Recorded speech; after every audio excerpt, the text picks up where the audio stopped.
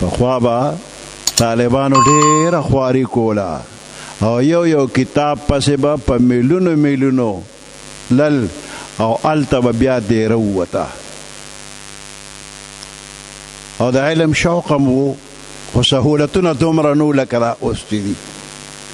په افغانستان کې یو طالب و او هغه طالب د هغه کور والا چې ونه هغه هم طالبه وه دواړه د علم شوقیانو د شپې په یو کتاب کې دواړو باس شروع کړی نو طالب هم علم څه حاصل کړی دی طالب هم علم حاصل کړی خو په دغه کتاب کې دا طالب ورته فیل شو او دا طالبه پې غالبه راغلله د هغې زمانې هغه غیرت او شوق هم بل شانتې و نو دا طالب ورته چې دا کتاب ما پوره ویلی نه دی نو زه به دا کتاب ویم نو زه به بیا راشم تا سره به بیا بحث کومه اوس خو تا وګټله او ما بیلله خو زه دا کتاب ویم نو زه به راځم بیا به تا سره بحث کومه هغه ورته چې دا کتاب به ته کوم ځای کې وی نو د افغانستان دا طالب ورته وایي چې په کانګړه کې مشر اخون صاحب دی د کتاب کې هغه ډېر مشهور دی زه به هغه له ځمه کانګړه شب قدر سره نږدې کلی دی او په هغې کې چې کوم مشر عالم و مشر عالم ته به هغوی اخون وي د کانګړې مشر اخون نه به زه دا کتاب ویمه نو طالب د هغه ځای نه د افغانستان نه را روان شو او کانګړې له راغی په کانګړه کې د مشر اخون سره جومات کې دیره شو سبقونه یې ویل زه مو دی سبق ویلی دی او بیا بیمار شو وفات شو اوس په افغانستان کې طالبه په انتظار ده چې سړی به کور ته راشي خو ډېر وخت وشو کور ته رانغی نو پخوا به قافلې تلې نو یو قافله د افغانستان نه هندوستان طرف ته راتلله دا ټوله علاقه دې ته به هندوستان وي پاکستان خو 47 کې جوړ شو که نه مخکې دا هندوستان و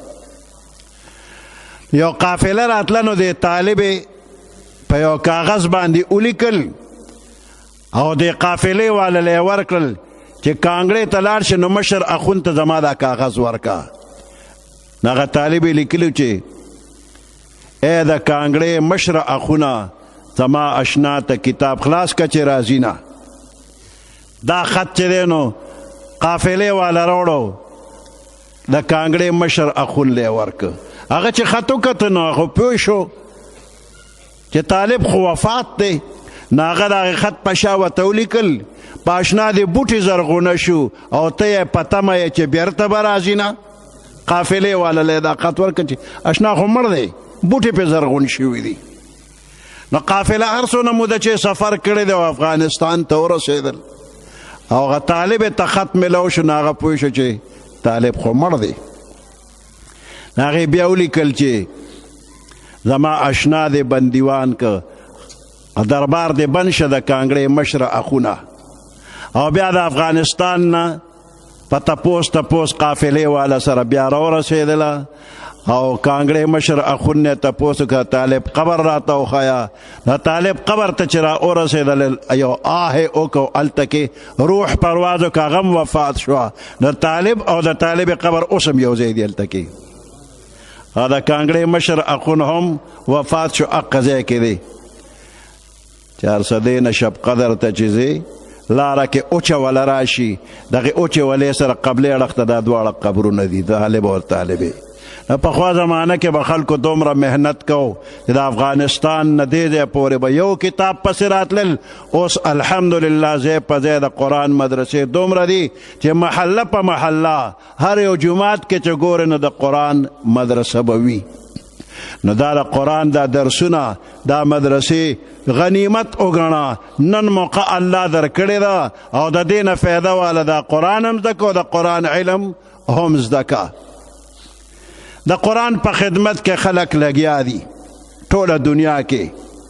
څوک د ناظرې خدمت کوي څوک د حفظ کوي څوک د قرائت او د تجوید کوي دا ناظرې والا موږ ته داسې د کمې درجې معلومیږي خو د الله په نظر کې وګوره چې د ناظرې والا کم مقام دی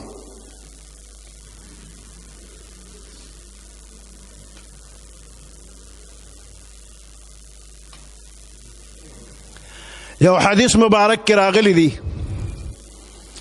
چې چا په ناظره قرآن ویلی دی او دی 200 آیات روزانه تلاوت کوي او دی وفات شي نو دی خو خدای بخلی دی خو د ده د قبر نه چاپېره 7 ګناهګار مړي د ده په سفارش الله بخلی دی نو که ناظرې والا تاسو ته له کمې درجې ښکاري نو د الله په نظر کې خو هغه دومره اوچت دی چې ګاونډیان یې بخلی کېږي چې دله به یې کوم مقام ورکړي وي او که لږه خواري دی نور هم وکړله او دا قرآن دی په یاد که حافظ شوی نو دا درجه به دی نور هم اوچته شي کله چې یو حافظ د قرآن وفات شي او په قبر کې کېږدي نو دې ځمکې ته الله حکم کوي ځمکې خورې کوي به نه نو ځمکه وایي څنګه به یې خورې کومه ستا قرآن یې سینه کې پروت دی خورې کولی نشم نو حافظ د قرآن د قیامت دروازې پورې په دې خپل قبر کې صحیح سالم به پروتی په 1932 کې په عراق کې 2 صحابه کرام دفنو جابر ابن عبدالله رضی الله تعالی عنہ او حذیفه رضی الله تعالی عنہ د دې دواړو قبرونو ته دریای دجله د طرف نه په ځمکه کې دنه اوبو لار شروع کړې ده قبرونو ته لا اوبه را رسېدلي نه دي چې د عراق بادشاه ته 2 صحابه کرام خوب کې رالل وایي زموږ قبرونو ته اوبه را روانې دي او که دا اوبه راورسې قبرونه روانېږي نو موږ د دې ځای نه وباسه بل ځای ته بیوسه بار بار خوب ولیدی شو بادشاه عالمانو سره مشوره وکړله او آخر کې قبرونه وسپړدل چې قبر کلو شو دا صحابه کرام داسې تر و تازه پراته لکه 1 غنټه 2 غنټې مخکې چې چا قبر کې ایښي وي او دغه وخت کې پوره 1400 کاله پې تیر شوي سترګې غړېدلې وې د سترګو یو انګریز ډاکټر دا سترګې وکته وې دا سترګې اوس هم جمدې دي او 8 لکه خلکو د دې سترګو دیدار کړی دی په دې نیت چې دوی په دې سترګو پیغمبر علیه السلام لیدلی دی نو دا 1400 کاله په اوپره ځمکه پراته دي بستره قالین پوزې وغیره هېڅ هم نشته او کفن هم روغ او بدن هم روغ دا د قرآن حافظان عالمان خادمان نو امانت به د لحد په منځ کې پروتي که چا ځان که امانت په دې دنیا نه که څوک ځان امانت کول غواړي نو د قرآن په خدمت کې د ځان شامل کی په هره طریقه چې وي د قرآن خادم شه څنګه چې صحابي په قبر کې روغ دی دقسې به ته هم روغې کومه بچو چې قرآن شریف ویلی دی الله دې وله نورم علم د قرآن ورکي چا چې نه دی ویلی په ټولو د الله قرآن وویلی کی او د قرآن علم د الله ټولو ته نصیب کی وسره د عمل توفیق دې الله ټولو ته ورکي سبحان ربك رب العزة عما يصفون وسلام على المرسلين والحمد لله رب العالمين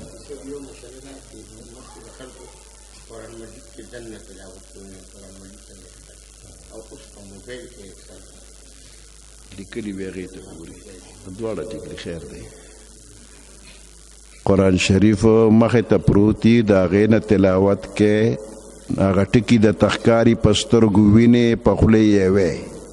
سترګې م عبادت کې لګیا دي او جبم او په موبایل کې م غټ غټ لیکلي وي ورته ګورې نو د هغې کې هم د لیدلو او د ویلو ثواب کیږي